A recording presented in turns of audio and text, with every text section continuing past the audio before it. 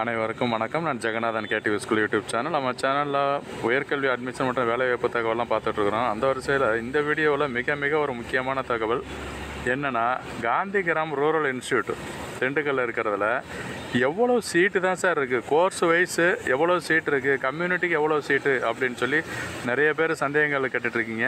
அது சம்மந்தமாக நானும் டாக்குமெண்ட்ஸ் நிறைய புரட்டி பார்த்து இப்போ இந்த டேட்டா கொடுத்துருக்குறேன். இது 2022-23 அந்த அகாடமிக் இயருக்கு எப்படி சீட்டு ஃபில் பண்ணியிருந்தாங்க, எவ்வளோ சீட்டு இருந்துச்சு அப்படிங்கிறத பேஸ் பண்ணி கொடுத்துருக்குறேன்.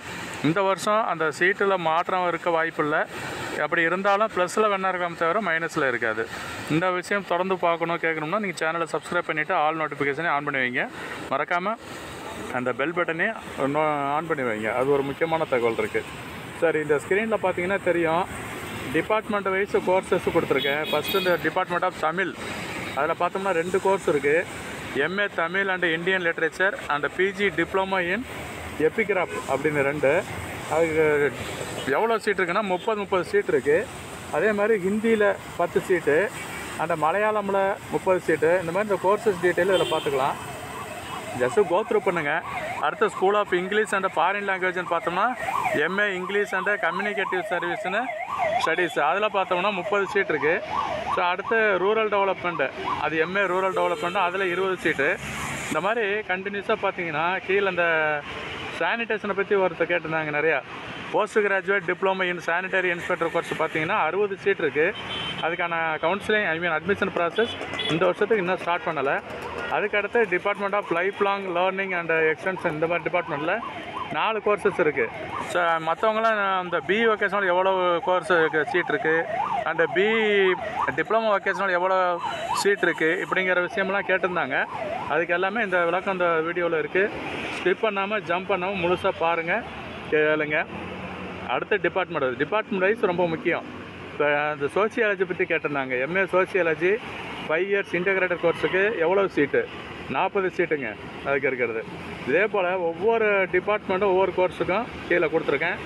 MBA, BBA, diploma textile technology, எம்பிஏக்கு பார்த்தோம்னா 60 சீட்டு, பிபிஏ 50 சீட்டு, அதே மாதிரி MA economics, BA economics 20-40 seat, MCom and MSc mathematics, physics, chemistry, இந்த மாதிரி கம்ப்ளீட் கோர்சஸ்ஸு அண்டு டீட்டெயில்ஸும் ஃபுல்லாக இருக்குது.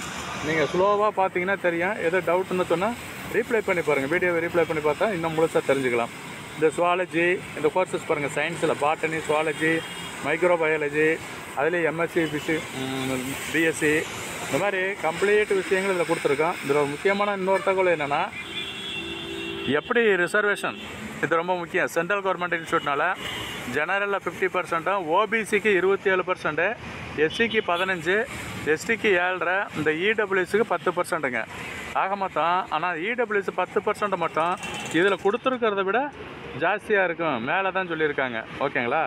ஆக மொத்தம் 2208 சீட்டுக்கு இவங்க பொதுவாக கவுன்சிலிங் நடக்குது ஒவ்வொரு வருஷமும் எல்லா கோர்சஸுக்கும். இது வந்து UG, PG and diploma vocational, bachelor of vocational, இந்த மாதிரி எல்லா கோர்ஸுக்குமே இந்த 2200 சீட்டு வருது.